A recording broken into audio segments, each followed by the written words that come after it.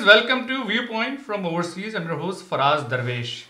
آج کا جو شو ہے وہ بڑا اہم شو ہوگا اور ہم جو ہیں پاکستان کی جو سیکیورٹی اسٹریٹجی اس کے حوالے سے گفتگو کریں گے اور ہمارے ساتھ ایک بہت ہی اہم شخصیت موجود ہیں. آپ ایک اسکالر ہیں اور آپ کا بے انتہا ریسرچ ورک ہے. آپ سیکیورٹی اسٹریٹجسٹ ہیں. آپ اس وقت موجودہ جو ہے آپ اس وقت لیکچرر ہیں department of national security affairs امریکہ کے ایک نیول کالج میں. آپ کا 30 سال کا تجربہ ہے اور آپ پاکستان کی بہت اہم پوزیشنز پہ رہے ہیں, خاص کر سیکیورٹی جو کے حوالے سے. آپ 30 سال میں جو ہے ڈائریکٹر رہے arms and control and disarmament affairs میں کے ڈائریکٹر رہے ہیں آپ, جو کہ ایک بہت ہی اہم عہدہ ہے. ہمارے ساتھ جی ہاں موجود ہیں بریگیڈیئر فیروز حسن خان صاحب, اور آپ کی جو ایک اہم کتاب ہے جو آپ نے کچھ عرصے پہلے لکھی, eating grass the making of Pakistani bomb, اس کتاب کے حوالے سے بھی گفتگو کریں گے. اور جنرل صاحب کا ایک بہت زیادہ ریسرچ اس کے اندر شامل ہے, اور اگر آپ اس کتاب کو پڑھیں گے تو آپ کو بہت ساری چیزوں کے انکشافات بھی ہوں گے. جنرل صاحب بہت بہت شکریہ, آپ جو ہے آج موجود ہیں. ہمارے مصباح اعظم صاحب جو کہ میں سمجھتا ہوں مجھے جو ہے ہیلپ کریں گے اس شو کے اندر, کیونکہ میرا جو تجربہ ہے وہ ان دونوں حضرات سے بے انتہا کم ہے. تو آپ کا بھی بہت بہت شکریہ. آپ سے اسٹارٹ کرنے بریگیڈ صاحب, چکر یہ ہے کہ بڑی گفتگو ہوتی ہے پاکستان کے نیوکلیر اثاثوں کے حوالے سے اور بہت زیادہ ڈسکشن ہوتی ہے. آپ کیونکہ پوزیشنز پہ رہے ہیں تو دو مراحل ہیں. ایک تو یہ تھا کہ جی پہلے بنانے کا مرحلہ وہ مکمل ہوا, بنا کے پاکستان نے جو ہے ٹیسٹ کیے نیوکلیر ٹیسٹ, اس کے بعد جو ہے پاکستان ایک جو ہے نیوکلیر اسٹیٹ بن کے سامنے آیا. تو جب یہ سلسلہ ہو گیا تو ہمارا کیا ہماری جو اسٹریٹجی تھی وہ کیا تھی کہ جو کمانڈ اینڈ کنٹرول ہے وہ کس طرح سے ہوگا, نیوکلیر ڈاکٹرن کس طرح سے ہوگا, ان ساری کی ساری چیزوں کو کہ جو ایوولوشن جو ہوا اس میں آپ شامل تھے, اور اس وقت مشرف صاحب کا دور تھا تو ملٹری کے زمانے میں یہ جو ہے اس کا ایوولوشن اسٹارٹ ہوا اس ڈاکٹرن کا. تو اس حوالے سے ذرا ہمیں آگاہ کیجیے, اور اسی ڈاکٹرن کا جو نیشنل سیکورٹی افیئرس ہیں اس کے حوالے سے سول ملٹری جو تعلقات ہیں اس میں بھی پیچیدگیاں اور کشیدگیاں آتی رہی ہیں. Over to you. Thank you, بہت شکریہ آپ کا مجھے اپنے پروگرام میں مدعو کرنے کا. آپ نے بڑا اہم سوال اٹھایا کیونکہ اب ہم تقریباً 18 سال ہو گئے ہیں نیوکلیر ٹیسٹ کیے ہوئے. تو 98 سے پہلے کی جو ہسٹری ہے زیادہ تر لوگوں نے بات کی ہوئی ہے, آپ نے کتاب میں اس کا حوالہ بھی ہوا ہے. اصل میں ہمارے لیے مومنٹ سٹارٹ تھا 1998 میں جب ہم نے اپنا ویپن کو باہر نکالا, ٹیسٹ کیا. وہ ٹیسٹ کرنے کا جو ٹائمنگس تھی وہ ہماری چوزنگ نہیں تھی, وہ ہم نے نہیں چنا تھا. ہندوستان نے کیا تھا, اس کے رسپانس پر ہم نے کیا. اگر ہندوستان نہیں کرتا تو ہم کبھی نہیں کرتے, کبھی نہیں ٹیسٹ کرتے. اور یہ بڑی اہم بات ہے. ہاں اچھا, ہم نے صرف اپنا ہاتھ اس لیے دکھایا کہ ہندوستان نے ٹیسٹ کیا تھا, اور اگر آپ نہ دکھاتے تو اس وقت تو پھر آپ کی کریڈیبلٹی ساری ڈاؤٹ میں آ جاتی تھی کہ یہ کیپیبلٹی ایگزسٹ کرتی بھی ہے کہ نہیں.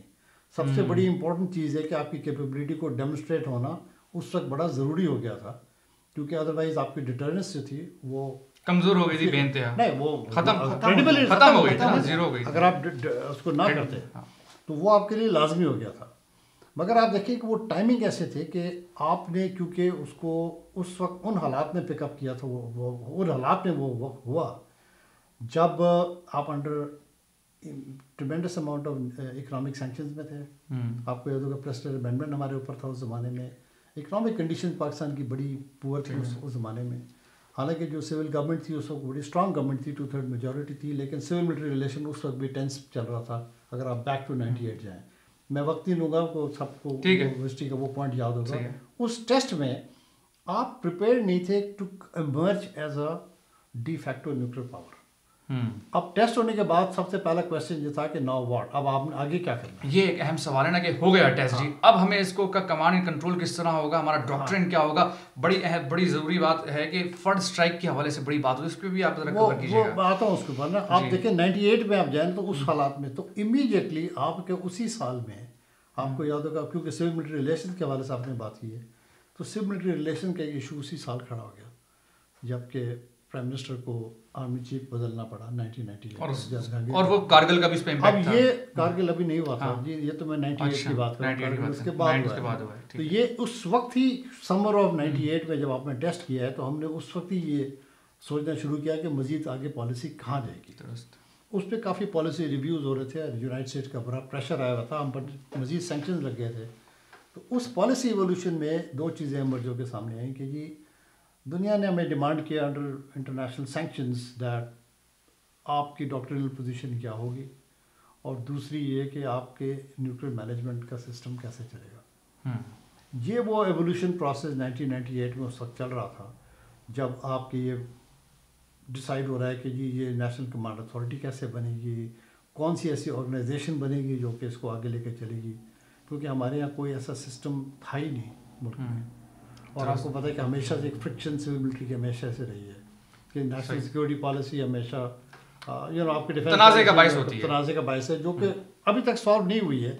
لیکن آپ سوچیں کہ این سی اے کی تھنکنگ ان حالات میں ڈیولپ ہو رہی تھی جب آپ کے آرمی چیف چینج کر کے نئے آرمی چیف آئے. تو اس وقت کیا ہوا کہ جی ایک ہم لوگ نیشنل کمانڈ آرگنائزیشن کے جو اتھارٹی کی آرگنائزیشن اور اس کی سسٹم فنکشننگ کی وہ سول گورنمنٹ کو پریزنٹ کی, مگر آپ کو جیسا کہ یاد ہوگا کہ پھر اس وقت کارگل اور وہ ساری چیزیں شروع ہو گئی. اچھا, آپ نے جب پریزنٹ کی تو کیا رد عمل سول حکومت کا؟ نہیں, سول حکومت نے یہ جو وہ تقریباً میرا خیال ہے کہ پریزنٹیشن سمویئر ارلی 99 میں ہوئی ہے, مجھے یاد پڑتا ہے. اور وہ اس وقت کوئی تنازع ہوا تھا جب آپ نے پریزنٹیشن ہوئی؟ نہیں, تنازع تو اس وقت کوئی نہیں تھا. انہوں نے پریزنٹیشن سنی, ظاہر ہے کہ وہ پریزنٹیشن کے سیریز پریزنٹیشن چلتی ہے نا, کہ مطلب اوپینین لیا جاتا ہے کہ کسی کا اوپینین, تو آپ اس کو اس میں چینجز کریں گے, کیا رول کس کا ہوگا, کیسے ہوگا, ایک وہ پروسیس میں تھا. ٹھیک ہے نا, اس کے جو آپ کے سامنے ایمرج ہو کے بعد میں جو کمانڈ سسٹم جو آپ کا اناؤنس ہوا وہ فیبروری 2000 میں ہوا ہے, جب ملٹری ٹیک اوور ہونے کے بعد ہو چکا تھا. لیکن جو چیز اناؤنس کی ہے یہ وہی تھی جو اس وقت انڈر کنسیڈریشنز تھی اور سول گورنمنٹ کے انڈر تھی. لیکن اس وقت تک سول گورنمنٹ نے Nawaz Sharif government it was work in progress. وہ آپ نے فنش گڈز جو تھی وہ آپ نے 2000 میں فائنل کر کے اس کو آپ نے اناؤنس کیا ہے. بالکل, جب وہ اس میں اناؤنس ہوا تو اس کے اندر ایک اسٹرکچر بن کے سامنے آیا سول ملٹری ریلیشن کا اسٹرکچر میں, کہ جی کون سے وہ 10 موسٹ امپورٹنٹ لوگ ہوں گے جو کہ اس کا حصہ بنیں گے, جس میں 4 سروس چیفs تھے اور 6 میجر منسٹرز تھے. پریزیڈنٹ اور پرائم منسٹر دونوں تھے. آپ یہ دیکھیں کہ دے واز 6 and 4. اور اس کا ایک سیکریٹریٹ ایک بنا تھا اسی حوالے سے جس کا نام تھا اسٹریٹجک پلانز ڈویژن, جس کا میں شروع سے حصہ تھا, اور یہ ساری ایولیوشن پروسیس وہاں اس کو آپ ہیڈ کر رہے تھے؟ نہیں, میں ہیڈ نہیں کر رہا تھا, میں ڈائریکٹر آرمز کنٹرول تھا. اس کے ہیڈ تھے جنرل کدوائی صاحب جی, جو ابھی حال ہی میں 2 سال پہلے ریٹائر ہوئے ہیں. ٹھیک ہے, تو وہ اس وقت ایس پی ڈی میں D G S P D وہ رہے تھے. ٹھیک ہے, مصباح صاحب آپ کچھ ایڈ کرنا چاہ رہے ہیں اس پوری اس کے اندر؟ آپ کے کچھ سوالات بھی مجھے لگ رہے ہیں. ہاں نہیں, سوالات تو میں ان کو ذرا ٹائم دوں گا تھوڑا سا, یہ اپنی بات ختم کریں پہلے. ہاں ٹھیک ہے, میں دوسری ایک اور بھی جو بات ہے کہ اس پورے ڈاکٹرن کے اندر بڑی ایک تو واضح نہیں ہے بڑے لوگوں کی بھائی پاکستان کا جو سیکورٹی ڈاکٹرن ہے وہ کیا ہے. ایک تو اس کی وضاحت, دوسری یہ کہ جو فرسٹ اسٹرائک کی بڑی بات ہوتی ہے, اور آپ کو شاید یاد ہوگا زرداری صاحب کی جب حکومت آئی تھی تو انہوں نے ایک انٹرویو دیا تھا جس میں انہوں نے کہا تھا کہ جی ہم فرسٹ اسٹرائک نہیں کریں گے, اور اس کے بعد وہ کافی ٹربل میں آ گئے تھے اور کافی جو ہے سول ملٹری کے جو تعلقات تھے اس میں کافی تنازع پیدا ہوا تھا. آپ اس کو بتائیں کیا ہے فرسٹ اسٹرائک؟ آپ تھوڑا جمپ ایڈ کر کے میں اس کو آپ پروگریسو دیتا. تو اب ایک ایلیمنٹ تو نیشنل کمانڈ اتھارٹی کا تھا جو کہ جس کے اوپر تھا, دوسرا ایلیمنٹ تھا ڈاکٹرین کا. ہم نے یہ سوچا جو آج تک وہ ہے کہ آپ کی ڈاکٹرین ایک ایمبیگوٹی میں رہے گی, جو آپ کی نیوکلیر ڈاکٹرین ہے وہ ڈکلیئرڈ نہیں ہوگی. اس کی وجہ تھی کہ اس کی کوئی وجہ ہے کہ آپ کہ اس کو آپ نے آفیشیلی ڈکلیئر نہیں, وہ بہت سارے ممالک نہیں کرتے. کمپیئر ٹو دیٹ آپ کے نیبر میں انڈیا نے ایک آفیشیلی ڈکلیئر ڈاکٹرین سامنے پیش کی ہے. تو یہ ایک ڈاکٹرینل ڈسوننس آپ کہہ لیں کہ دونوں کنٹری کے ویو پوائنٹ میں. آپ صحیح کہہ رہے ہیں کہ بہت سارے ملکوں نے ڈاکٹرین نہیں کی ہے. ڈاکٹرین کا اب یہ تو ہم بحث میں پڑ جائیں گے کہ ڈاکٹرین کا پرپس کیا ہوتا ہے, لیکن ڈاکٹرین کا آپ اس وقت اس ڈاکٹرین کو ڈکلیئر کرتے ہیں کہ جبکہ جس میں آپ پبلک کو کچھ بتانا چاہ رہے ہیں, پوری دنیا کو بتانا چاہ رہے ہیں آپ کیا کریں گے. لیکن پروگریسولی ہوا یہ کہ جی پچھلے 10-12 سالوں میں آپ نے مختلف کمپوننٹس آف ڈاکٹرین جو آفیشیلی ڈکلیئر تو نہیں لیکن اس کو آپ گائے بگائے آپ کے لیڈرس کا اکثر کہتے رہے, جیسے کہ آپ کبھی نان نیوکلیئر ویپن اسٹیٹ کو اٹیک نہیں کریں گے, آپ کی ٹیکنالوجی کسی اور کو ٹرانسفر نہیں ہوگی. There are several components of that.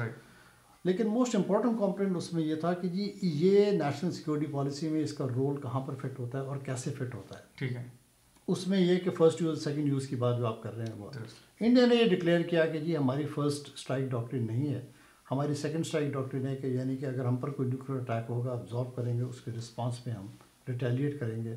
وہ الگ بات ہے کہ وہ پیسیولی کرتے ہیں, پروپورشنل کرتے ہیں, فلیکسیبل کرتے ہیں, وہ ایک بحث ہندوستان میں آلریڈی چل رہی ہے. پاکستان نے اس پر کوئی ذکر نہیں کیا ہے.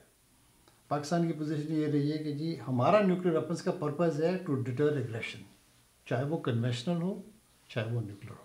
ٹھیک ہے, یہ آپ نے بڑی کلیئر انداز میں مختلف جگہوں پہ بتا دی. انفیکٹ تو جب آپ کہتے ہیں ڈیٹر ایگریشن تو برگیڈ صاحب اس میں تو یہ بھی سلسلہ آ جاتا ہے کہ بھائی تو پھر تو فرسٹ اسٹرائک نہیں ہوگی آپ کی، ایگریشن جب ہوگی آپ پہ تب آپ کریں گے. بالکل. تو یہی کلیریفیکیشن ہے کہ جی آپ کو ویسے تو کسی کو آپ out of the blue strike نہیں کریں گے نا.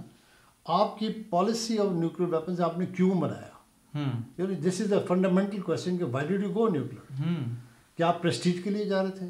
آپ نے کلیئر کٹ ایک سیکورٹی پیراڈائم آپ کا تھا. 71 وار آپ کو ڈیفیٹ ہوئی تھی, 74 ٹیسٹ میں انڈیا نے کیا تھا. آپ کو ٹوین تھریٹ تھا, ایک تو آپ کو کنوینشنل سپیریورٹی انڈیا کی تھی, اوپر سے انڈیا نے سیکنڈ 74 میں ٹیسٹ کر دیا. تو ان حالات کے اندر آپ کو ایک weapon system, nuclear weapon system develop کرنا آپ کی نیشنل سیکورٹی کمپلشن بن صحیح.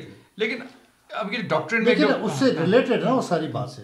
تو اب آپ کا پرپز یہ تھا کہ آپ نے ویپن بنایا تھا to deter a conventional aggression against you know a very big conventional army that had already disbanded in 71. تو کلیئر کٹ وہ انڈیا اسپیسیفک آپ کا تھا. تو آپ ڈکلیئر ڈاکٹر نہیں کر سکتے یہ کسی کنٹری کی اسپیسیفکلی آپ ڈکلیئر کریں کہ جی میں نے تمہارے خلاف کے, دیٹ از ون کمپوننٹ. اور دوسرا یہ کہ آپ ایکسپلسٹلی نہیں کہہ سکتے کہ فرسٹ یوز میں تھریٹ کروں گا. جن کنٹری نے کہ اگر اس پالیسی اس بیسس پر ہوتی ہے جیسے کہ میں نے ایکسپلین کیا ٹو ڈٹر ایگریشن ویدر کنوینشنل اور نیوکلیئر, آپ کے لیے بیسٹ آپشن یہ تھا کہ یو سے نتھنگ, کیونکہ آپ کی یہاں پہ ایمبیگوٹی ہے جو کہ آپ کے ایڈورسری نے اس کو کیلکولیٹ کرنا ہے کہ جی the risk calculus is lying with the adversary, you don't clarify that. Right. تو اب اس میں تو ابہام ہے, اس میں ابہام یہ ہے کہ جی اب کہ آپ نے کہا جی میں ڈیٹرنس کے لیے لیا, لیکن کیا وہ نیوکلیئر ڈیٹرنس مطلب کہ اگر آپ پہ نیوکلیئر اسٹرائک ہوگی تب آپ جواب دیں گے, یا آپ ویسے اگر کنونشنل وار ہو گئی ان کے ٹینکس گھسا ہے آپ کے سیال کوٹ میں کہیں اور تو آپ چلا دیں گے؟ تو اس میں تو ابہام ہے. آپ نے پرومس نہیں کیا کہ میں یوز کروں گا, میں کروں گا. آپ نے یہ نہیں کہا کہ میں کروں گا, آپ نے اس کو ایمبیگیوس رکھا ہوا ہے. آپ نے یہ بھی نہیں کہا کہ میں نہیں کروں گا. نہیں, جیسے نیٹو کی پالیسی تھی نا during the cold war, you know کہ انہوں نے فرسٹ یوز کو یہ نہیں کہا تھا کہ وی ول گو اینڈ اٹیک یو, انہوں نے یہ کہا تھا کہ بھائی وی وانٹ. وہی تو میں کہہ رہا ہوں ابہام ہے نا یہ, ابہام ہے جی. You don't declare it, you don't declare. Basic آپ کا بنیادی بات یہ ہے کہ جی you do not have a declared doctrine, but it is understood کہ کسی اسٹیج پر اگر تھریش ہولڈ کراس ہوگا تو ہوگا. اب آپ کو میں اسے بتاؤں کہ 2002 میں, اور اس تھریش ہولڈ کا جو پیمانہ ہے وہ ہم طے کریں گے, پاکستان طے کرے گا. جی ہم پاکستان طے کرے گا, لیکن 2002 میں میرے جو فارمر باس تھے جن کے دوائی جن کا ہم نے ذکر کیا تھا, انہوں نے ایک انٹرویو میں 4 پیمانے بتا دیے تھے کہ ان 4 پیمانوں کو وہ تھریش ہولڈ کی لائنز ریڈ لائنز نہیں تھیں, انہوں نے 4 فیکٹرز بتا دیے تھے کہ کون سے 4 فیکٹرز ہیں جو کہ نیوکلیئر تھنکنگ کا یا نیوکلیئر یوز تھنکنگ پر پاکستان پر افیکٹ کریں گے. وہ 4 پیمانے تھے. اگر اسپیشل, کہ اگر اسپیس پاکستان ہوائی حملہ, اسپیشل.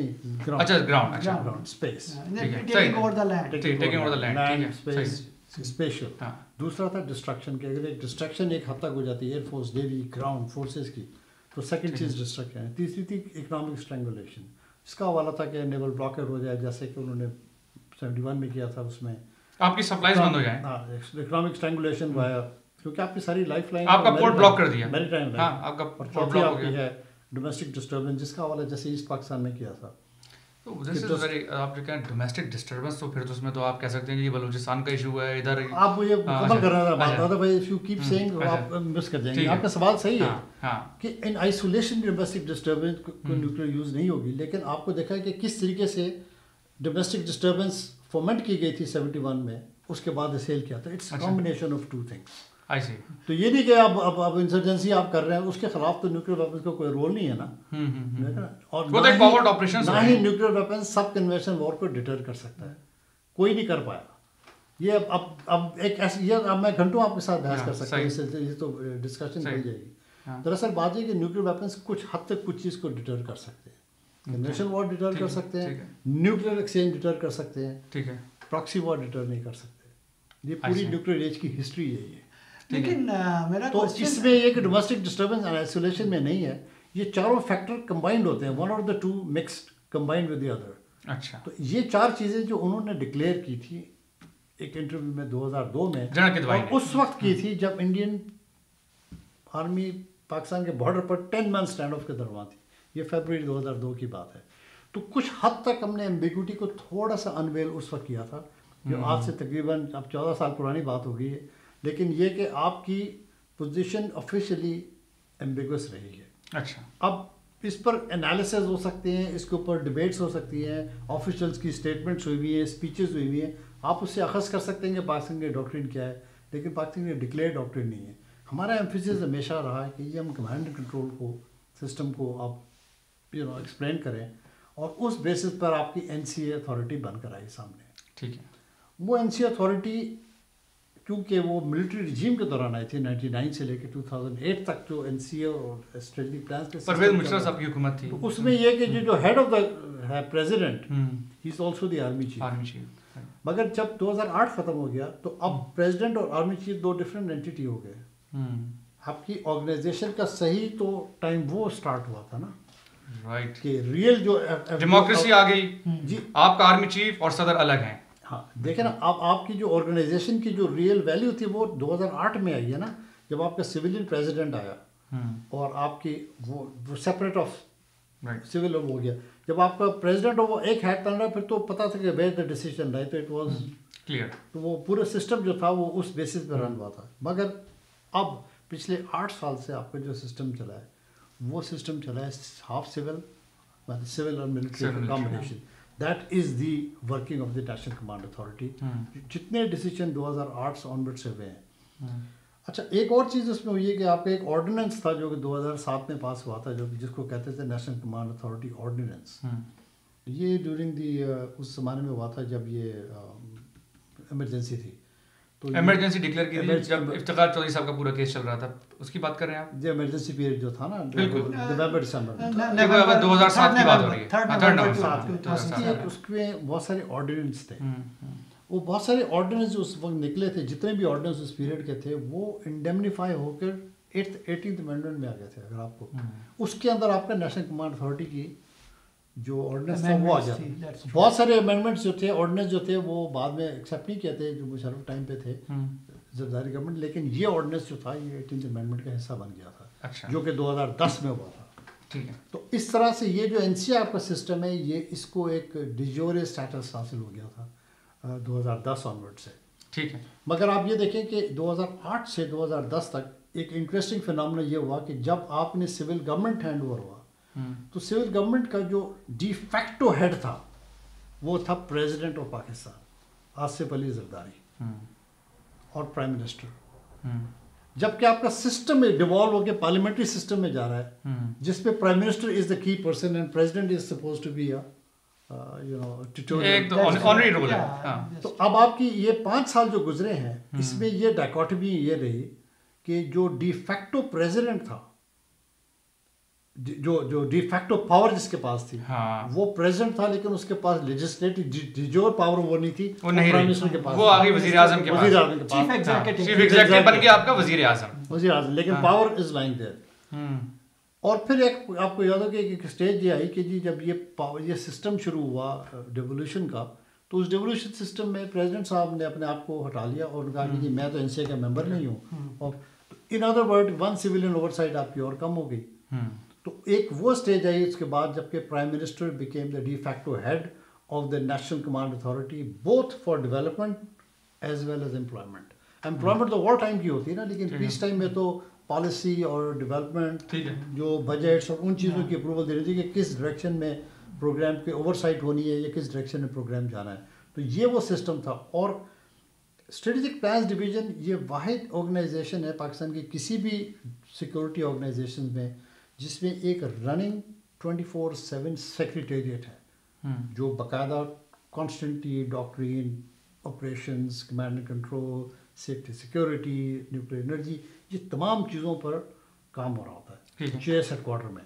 ایسا آرگنائزیشن سیکریٹریٹل رول کسی ڈیفینس کیبنٹ کمیٹی کا نہیں ہے, ڈی سی سی, یہ ساری آرگنائزیشن ایگزسٹ کرتی ہے پاکستان میں. یہ جو کاؤنٹر ٹیررزم کا یہ سارے جتنے بھی آرگنائزیشن ہیں اس میں اس لیول کی کمپیٹنسی اور اس لیول کی پروفیشنلزم یا اس لیول کی سیکریٹریٹ رول کہیں میں نہیں ہے. تو یہ ایک آپ کے صرف این سی اے سسٹم میں ہے جو ایوالو ہوئی ہے پچھلے 16-17 سال میں. لیکن پرابلم یہاں پر جو آئی تھی وہ یہ تھی کہ یہ پریزیڈنٹ نے اپنے آپ کو ایبزالو کیا اور پرائم منسٹر کو وہ کر دیا. وہ یہ سسٹم ڈفرینس آیا بٹوین مشرف. میزبان صاحب کی سوالات میں ذرا سا تھوڑا سا کچھ پولیٹیکل کنٹروورسیز کی طرف نہیں، میں اس سے پہلے ایک سوال کروں، میں ٹیکٹیکل پہ کو کور کر لوں. ہاں چلو تم پہلے ٹیکٹیکل. اچھا، ایک اور جو اہم بات ہے، اور ایک آؤٹ آف کیوریوسٹی ایک پوچھ رہا ہوں کہ ایک زمانے میں جب واجپئی صاحب کے ساتھ جو ہے مشرف صاحب کی کافی چیزوں میں مذاکرات ہو رہے تھے، کشمیر میں مذاکرات ہو رہے تھے، تو یہ کیونکہ نیوکلیر کا مسئلہ یہ ہے کہ اگر دونوں ملکوں میں کبھی خدا نہ خاصہ اللہ نہ کرے ایسا جو ہے اسٹیج آئی، کچھ ہوا، تو دونوں ملکوں نے ختم ہو جانا ہے، مطلب بہت بڑا جو ہے ڈیزاسٹر ہوگا. کبھی ہوا کہ جی ہم بیٹھ کر کوئی جو ہے اس پہ بھی گفتگو کریں کہ ہمارا اگر کبھی تنازع ہوا بہت زیادہ تو ہم اس حد تک جائیں گے اور ان ریڈ لائنس کو ہم دونوں ملک نہیں کراس کریں گے جس کے اندر نیوکلیر کا جو استعمال نہ ہوا؟ کبھی ڈسکشن میں آئی اگر آپ کو پتا ہو؟ دیکھیے، آپ Lahore memorandum of understanding February 99 Vajpayee اور نواز شریف صاحب کے درمیان ہوا، اس کا جو ایک ڈاکومنٹ نکلا تھا لاہور ڈکلیریشن، اس کا ایک حصہ ہے لاہور میمورینڈم آف انڈرسٹینڈنگ. آپ اس ایم او یو میں دیکھیں یہ ساری باتیں اس کے اندر پرنسپل دی. It's a very big good document. اس کا ایک میں بھی کیونکہ اس کا چھوٹا سا ایک حصہ تھا اس ڈاکومنٹ کی اس پروسیس میں. وہ ایک ماسٹر ڈاکومنٹ ہے آپ کا، جو کہ آپ کہہ سکتے ہیں انڈیا پاکستان کے درمیان، جس کے اندر یہ ساری چیزیں جس کا آپ سوال اٹھا رہے ہیں، یہ سارے سوال اس میں ایمبیڈڈ ہیں. اس میں یہ سوال یہ ہے کہ یہ سیکورٹی کانسیپٹ ڈسکس ہوگا، آرمز کنٹرول کی باتیں ہوں گی، سی بی ایمس کی باتیں ہوں گی، ہم ایک دوسرے کے سیکورٹی کانسیپٹ کو سمجھیں گے. اور ایک مطلب بہت اٹس اے میجر ڈاکومنٹ. آپ ذرا اس کو، یہ پبلک ڈاکومنٹ. انفارچونیٹلی وہ 99 کے بعد سے لے کر آج تک اس کو اس طریقے سے امپلیمنٹ نہیں کیا گیا لیٹر آف اسپرٹ میں. وہ فائلوں میں دبا دیا گیا. وہ اسی طرح ہے. نہیں، فائلوں میں نہیں، پبلک ڈاکومنٹ ہے، وہ یونائیٹڈ نیشن سب دنیا کو پتہ ہے. تو اس پہ بھی انٹرنیٹ لیکن اس پہ بات نہیں آج تک یہی بات ہوتا ہے کہ جی اس ڈاکومنٹ کو امپلیمنٹ ہونا چاہیے تھا. اچھا، وہ پھر ہوتا ہے کہ کبھی کارگل ہو گیا، پھر اس کے بعد وہ 2001 کا اسٹینڈ وہ اوپر نیچے چلتا رہا. پھر دوبارہ 2004 میں واجپئی مشرف کا ہوا، یعنی ایک پیس ٹائم ایک آپ کی 2003 سے ممبئی تک وہ رہا. اس پیریڈ کے درمیان منموہن سنگھ اور مشرف صاحب کے درمیان پروسیس چلتا رہا. آپ نے قصوری صاحب پڑھا، یہ ساری چیزیں ہوئی یہ پروگریس. لیکن جو آپ نے سوال اٹھایا کہ یہ ریڈ لائنز اور یہ چیزیں کریں، انفارچونیٹلی نو نہیں. اور پچھلے 7-8 سال سے تو دونوں ملکوں کی کمزوریاں ہیں. یہ اٹ از ویری انفارچونیٹ. آپ دیکھیں ان کی ایبسنس جو ہے، in absence of this kind of discussion puts at hold almost 1.5 billion people at risk, lives at risk. Because and this is the responsibility کسی ایک کنٹری کو نہیں کر، دونوں کی یہ دونوں انڈیا پاکستان دونوں کی ذمہ داری کہ یہ اس پوائنٹ پر آئیں یہ بات. اور یہ hurling each other اور بیان بازیاں اور یہ جو ہے امیچور قسم کی بیان دینا، یہ ٹو نیوکلیر آرم پاورز میں جس قسم کی یہ جو لفاظی اور ایک دوسرے کو نہیں ہونی چاہیے، یہ ٹریڈ کرتے ہیں، یہ میچور قومیں اس طرح باتیں نہیں کرتی. Nuclear arm powers do not talk like that. ٹھیک ہے، صحیح. اچھا، میں جنرل صاحب اب ذرا آ جاتا ہوں. یہ ٹیکٹیکل نیوکلیر ویپن سے بڑی بات ہوتی ہے اور اس کے کمانڈ اینڈ کنٹرول کو بھی ذرا بتائیے. حسین حقانی صاحب نے بھی اپنی کتاب لکھی ہے، آپ نے شاید پڑھی ہو، جس میں انہوں نے لکھا India versus Pakistan, why can't we just be friends. تو اب سوال وہاں پر انہوں نے اس میں یہ اٹھایا ہے کہ جو اسٹرکچر ہے ٹیکٹیکل نیوکلیر ویپنس کا، وہ اس کی جو پاور ہے وہ بریگیڈیئر لیول پہ آ سکتی ہے. اور اگر کوئی ایسا بریگیڈیئر ہو جو کہ دیکھے کہ فیلڈ کے اندر جو ہے کہیں پر کوئی حملہ ہو گیا، سیالکوٹ پہ یا کسی اور جگہ پر حملہ ہو گیا، اور وہ سمجھتا ہے کہ اب میں اس کو ڈیفینڈ نہیں کر پا رہا ہوں، یا اگر وہ بہتر سمجھے تو وہ چلا سکے. تو یعنی کہ جو کمانڈ اینڈ کنٹرول آپ کا جو جس میں وزیر اعظم، آرمی چیف، یعنی کہ ہائی لیول کے سینئر جو افسران ہیں وہ شامل تھے، وہ آپ نے اتھارٹی ٹرانسفر کر دی ہے بریگیڈیئر لیول پہ. سوال یہاں پر یہ پیدا ہوتا ہے کہ واقعی یہ درست ہے یہ بات کہ نہیں ہے، اور اگر یہ کر دی ہے تو اس میں رسک ہیں بہت سارے. یہ نہیں، یہ درست بات نہیں ہے. اچھا، ایک چیز تو یہ ہے کہ اس کی ایولیوشن ٹیکٹیکل ویپنس کی کس طرح ہوئی ہے اور کیسے ہوئی ہے. حسین حقانی صاحب کی بات یہ ہے کہ جی India Pakistan why can't be friends, وہ صحیح سوال ہے. وائی کانٹ بی فرینڈز، میں بھی یہی کہہ رہا ہوں، یہ شوڈ بی فرینڈز. کیونکہ جب نیوکلیر ویپنز بیچ میں آ گئے ہیں تو وار، دیکھیے پرپز آف نیوکلیر ویپنز جب سے ہسٹری نیوکلیر ایج اسٹارٹ ہوئی ہے، یہ برنارڈ بروڈی اور ان کی شروع سے یہ بات تھی کہ جی what is the purpose of militaries now. اب سے تو وارز اب نہیں ہو سکتی. The purpose of the militaries now is to prevent war rather than fight and win. There is no notion of a spectacular victory now. Unfortunately یہ جو philosophy ہے یہ ساؤتھ ایشین سب کانٹیننٹ میں down نہیں ہوئی ہے. India ابھی بھی سمجھتا ہے کہ وہ it can get a conventional victory over Pakistan, اور شاید اس کا خیال میں کہ جی وہ اس طرح کی وکٹری وہ اچیو کر لے گا جس میں وہ پاکستان کے نیوکلیر تھریشولڈ کو ریڈ کر لے گا، اس سے شارٹ رہے گا اور اس کو وہ اوور پاور کر لے گا. اکثر اس کا نام کولڈ اسٹارٹ اور مختلف ڈاکٹرن میں ہے. فنڈامنٹلی اس کا ڈاکٹرن ہے کہ جی انڈیا نے کانسیپٹ کریٹ کیا لمیٹڈ وار انڈر نیوکلیر امبریلا. یہ آئیڈیا کہ جی آپ ایک کنوینشنل وار لڑ کے جیت سکتے ہیں، اس کو پاکستان نے کویسچن کیا کہ جی پھر تو میری ڈیٹرنس کی ویلیو کوئی نہیں رہی کہ اگر آپ ابھی بھی وار کے بارے میں سوچ رہے ہیں. تو آئیڈیا یہ تھا کہ nuclear weapons would calm down nerves کہ آپ کی مطلب ابھی ہمارے پاس چوائس اور کوئی نہیں رہی ہے, جیسے کہ لاہور میمورینڈم آف انڈرسٹینڈنگ یا اس طرح ہم راستے کریں. اس کے بجائے ڈاکٹرینل چیزیں نئی نئی ڈاکٹرینیں آنی شروع ہو گئی, لمیٹیڈ وار, کولڈ اسٹارٹ, پرو ایکٹیو آپریشنز. یہ ساری کے ساری آئیڈیاز وہاں سے نکلے کہ اگر کوئی ٹیرر انسیڈنٹ ہوتا ہے جیسے کہ ممبئی یا وہ چیزیں ہوتی ہیں, اس کے رسپانس پہ انڈیا کو کیا کرنا چاہیے. ٹھیک ہے. اب یہ کہ انڈیا کا ڈائلما ہے کہ جی اس رسپانس پہ کریں گا, اگر وہ کنوینشنل فورس رسپانس کرتے ہیں تو اس کے رسپانس میں they bump into nuclear deterrence. What is how to calibrate use of force. ان کا یہ سارا ڈائلما ہے انڈیا کا. بلکہ لیٹسٹ کتاب ایک اور آئی ہے کارنیگی انڈاؤمنٹ سے, اس کا نام ہے جارج پرکویچ اور ٹوبی ڈاٹر نے لکھی ہے, ناٹ وار ناٹ پیس. اس کے اندر خیر وہ کافی وہ اس کے اندر یہ چیز آپشن اب ذرا ٹیکٹیکل ذرا بیان کیجیے. میں اسی کو ایکسپلین کر رہا ہوں کہ یہ tactical weapons out of the blue نہیں آئے. اچھا, اس کی ایک وجہ ایک تاریخ ہے. ایک تو جب انہوں نے یہ دیکھا کہ یہ سسٹم جو ہے گا وہ ایک شارٹ شیلو منوور کر کے اس کو وہ ڈسٹرکٹیو طریقے سے کریں گے, یہ شارٹ وار ڈسٹرکٹیو وار, اور اس قسم کی وار ہو کہ جی جیسے کوئی انسیڈنٹ ہو ویسے کوئکلی وہ ڈٹرمن کر کے آپ پاکستان ٹیریٹری میں آ جائیں اور ایک ڈسٹرکٹیو قسم کی وار, شارٹ وار اس میں کریں اور اس کے بعد وہ اس کو ٹرمنیٹ کر لیں. اس پوری اسٹریٹجی کا مسئلہ یہ تھا کہ اس کو آپ ٹرمنیٹ کیسے کریں گے. اگلا کوئی چوڑیاں پہن کے تو نہیں بیٹھا ہوا ہے نا, اس نے بھی رسپونڈ آگے سے کرنا ہے اور بات ان کے بس سے باہر نکل سکتی ہے. تو وہ اسکلیشن کنٹرول کی ایزمپشن جو تھی وہ پھر مطلب وہ ہاتھ سے ان کے نکل جاتی ہے. اگر وہ 48 گھنٹے کی وار سوچ رہے ہیں تو وہ پھر وہ ان کے بس سے باہر ہے, کیونکہ other side start acting in ویز.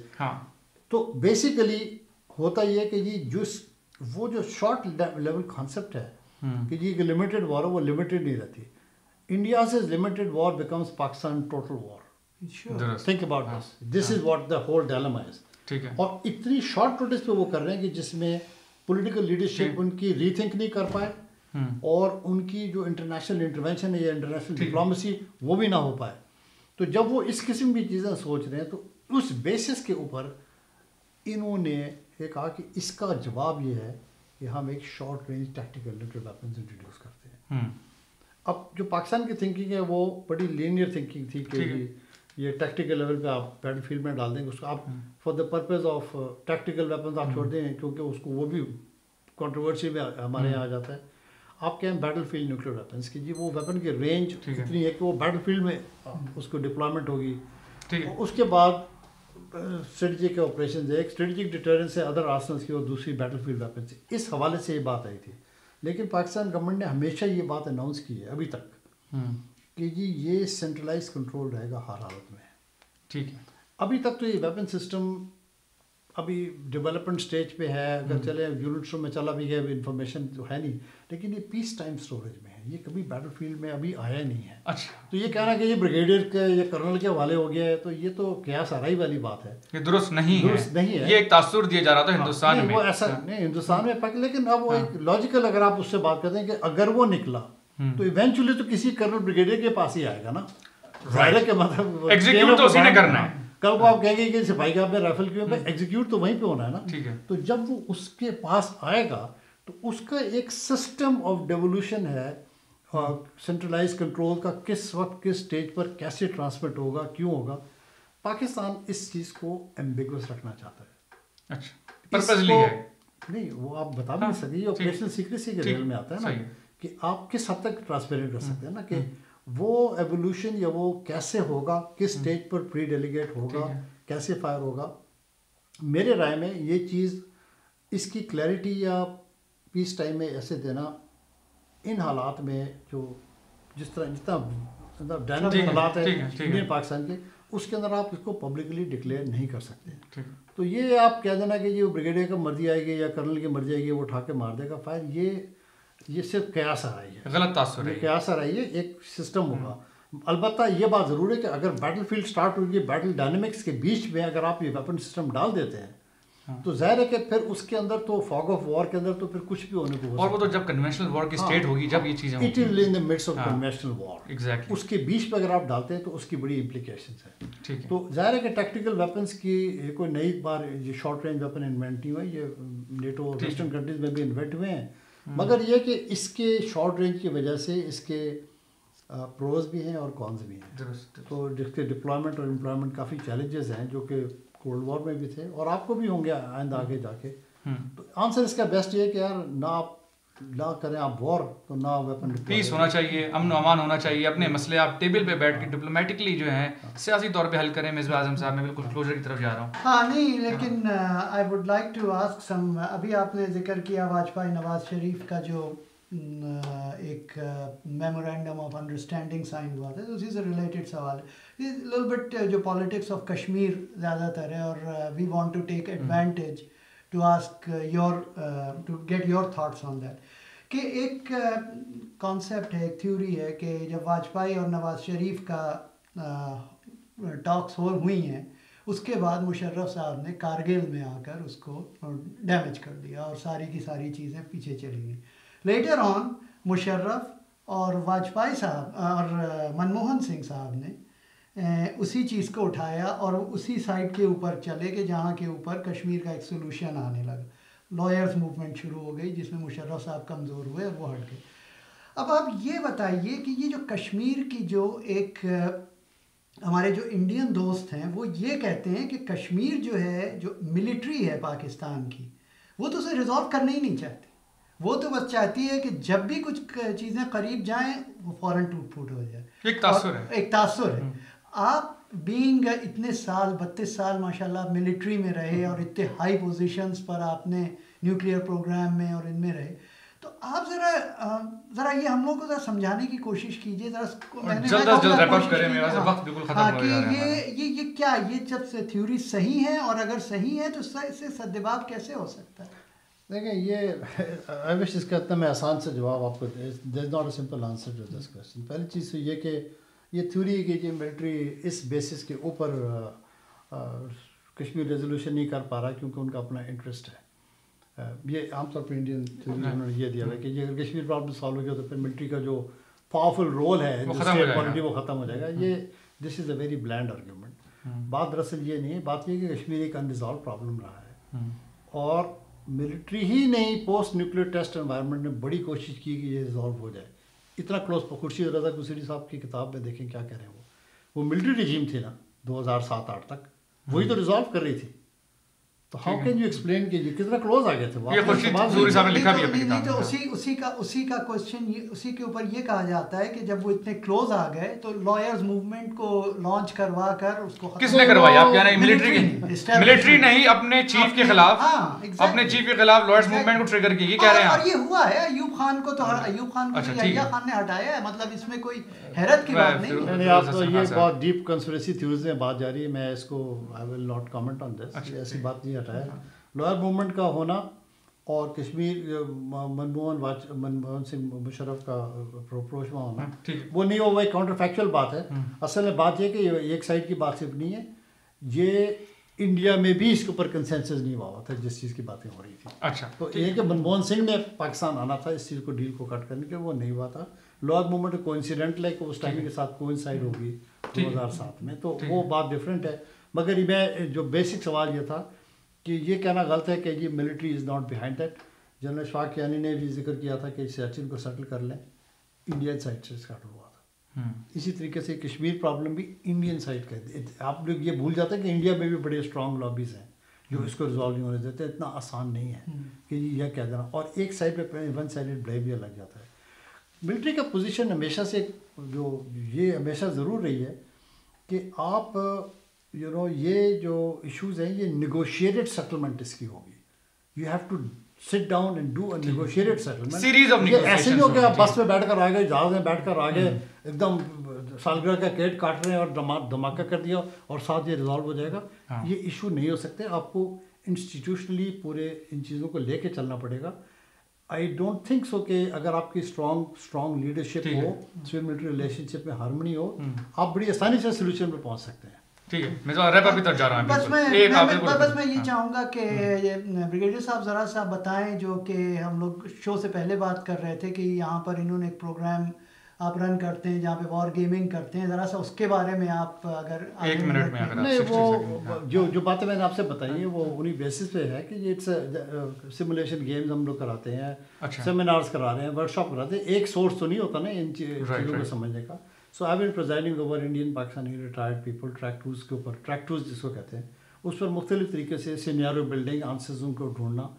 جب یہ ساری چیزیں ہم کرتے ہیں تو دیکھتے ہیں کہ بہت ساری باتیں جو آپ سیمینار اور کانفرنسز میں ویسے پیپرز پڑھ کے تو ایک دوسرے کو بتا دیتے ہیں, اس کی جب آپ پریکٹیکلٹیز میں سامنے لاتے ہیں تو دونوں سائڈ کو ریئلائز ہوتا ہے کہ جو ہم سوچ رہے ہیں وہ اتنا آسان نہیں, اتنا ریئلٹی بہت مسائل ہیں اندر امپیرڈ. ٹھیک ہے, ٹھیک ہے. بریگیڈیئر صاحب آپ کا, ڈاکٹر مصباح اعظم صاحب آپ کا, دونوں حضرات کا بہت بہت شکریہ, آپ نے وقت نکالا. آڈینس جس طرح آپ نے دونوں حضرات کی گفتگو سنی, یہ مسئلہ اگر حل ہو سکتا ہے تو ٹیبل پہ بیٹھ کے امن و شانتی کے ساتھ ڈپلومیٹکلی حل ہو سکتا ہے. آپ نے 1.5 بلین جو حضرات ہیں اس خطے کے, ان کی زندگی رسک پہ ڈالی ہوئی ہے اس نیوکلیر جو ویپنز بنا ڈالے ہیں دونوں ممالک نے, اس کی وجہ سے. تو کیوں نہ بیٹھ کر جو ہے ڈپلومیٹکلی اس مسئلے کو حل کیا جائے. غم و غصہ اور جو جذبات ہیں اس سے کوئی مسئلہ حل نہیں ہوتا. گھر میں بھی اگر کوئی مسئلہ ہو وہ بھی غم و غصے سے اور جذبات سے حل نہیں ہوتا, وہ آرام سے ٹھنڈے دل کے ساتھ بیٹھ کر وہ مسئلہ حل کیا جاتا ہے. تو کیوں نہ پاکستان اور ہندوستان جو ہے آگے بڑھیں, یورپ سے کچھ سیکھیں کہ 2 جنگ عظیم لڑنے کے بعد بھی یورپ نے اپنے مسائل حل کر ڈالے. سارے جو یورپین ممالک ہیں یورپین یونین کے امبریلا کے نیچے آج کھل کے آپریٹ کر رہے ہیں, بغیر ویزا کے جو ہے ایک دوسرے کے ممالک میں جاتے ہیں. تو کیوں نہیں پاکستان ہندوستان میں یہ کام ہو سکتا؟ کیوں ہم امن و شانتی کے ساتھ بیٹھ کر اپنے مسائل حل نہیں کرتے؟ کیوں جو معصوم آج 6 مہینے کے اور جو آج جو بچے پیدا ہو رہے ہیں ان کا فیوچر ہم بہتر کیوں نہیں کر سکتے؟